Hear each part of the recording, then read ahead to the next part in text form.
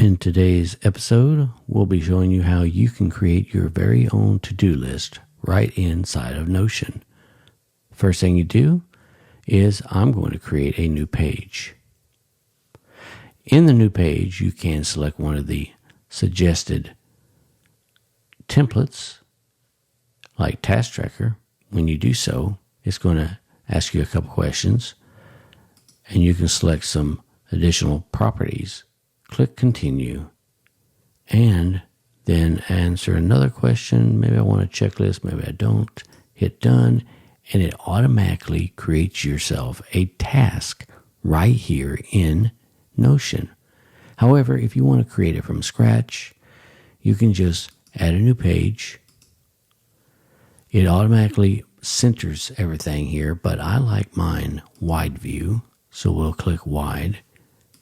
You're going to hit Notion task, or maybe you just want to call it to-do list. Then you hit the / key, and when you hit the /, now you can select database. Select inline, and when you do so, it'll also give you the suggested templates.